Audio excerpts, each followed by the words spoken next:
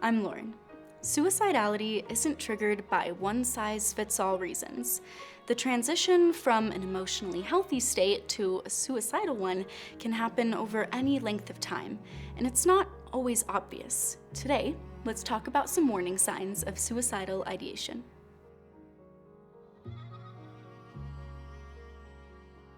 Suicidal ideation, or SI, is a broad term used to describe a range of contemplations, wishes, and preoccupations with death and suicide.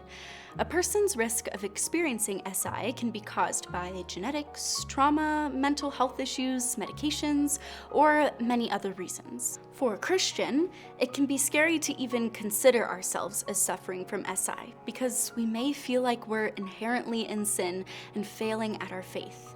This is a lie. The Bible doesn't discuss suicide very often, and it doesn't list signs to watch for in a potentially suicidal person.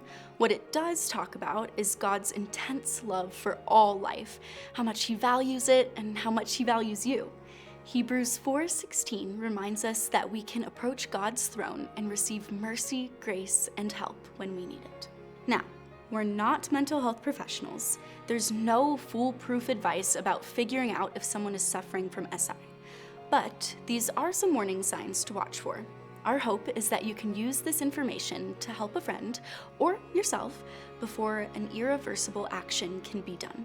We hope you will be encouraged and equipped to encourage others. Sign number 1, talking about wanting to die. Has the phrase "nothing left to live for" started to come up? Do they talk about being a useless person? Some people use humor as a way to express real pain without risking anyone knowing how they're feeling. When someone starts making jokes or passing comments about wanting to die, take notice. Withhold judgment and encourage them to talk about what's going on. Let them know that you're there for them no matter what. Sign number 2, mood swings and personality changes. A person suffering from SI will sometimes exhibit a sudden change in personality or mood. Maybe they used to be super outgoing, but now they've withdrawn.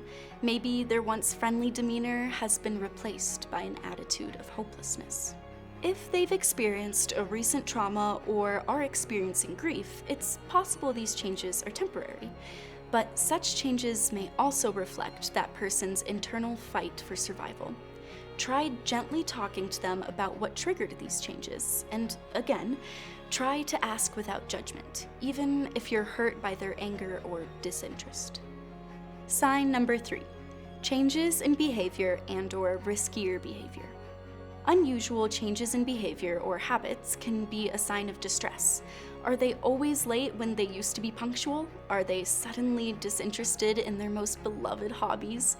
Maybe they were once reserved, but now they're taking risks they would never have before. These could be signs of declining into SI. Sign number 4, sudden improvement in mood and/or saying goodbye. A friend's suddenly cheery demeanor after a period of depression or isolation may seem like a good thing at first, but sometimes it's a sign that the friend is feeling relieved about making the decision to end their life. In addition to the mood changes, some other behaviors to note are giving away a lot of their belongings, trying to do things on their bucket list, spending all their money, or writing letters to loved ones to tell them how they feel. These could be signs that they're saying goodbye. If you fear this is the case for your friend, talk to them.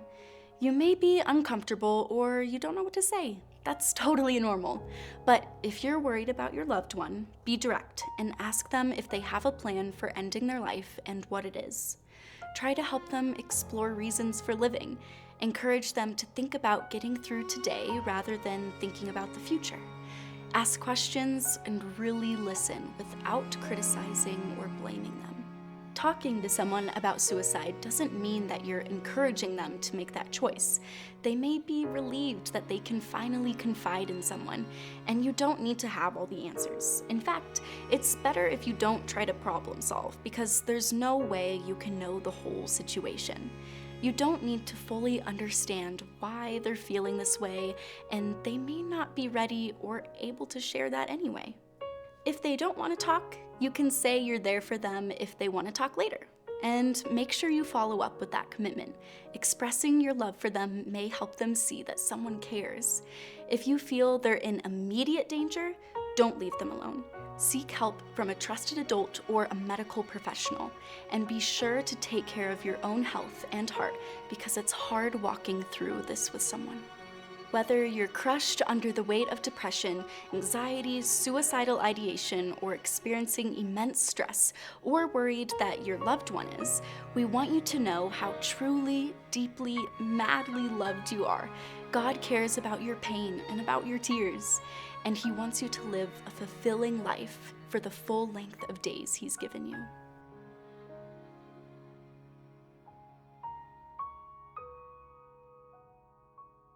If you're struggling with thoughts of suicide, please seek help right away. In the US, you can call or text 988. Outside the US, you can visit findahelpline.com to access local resources.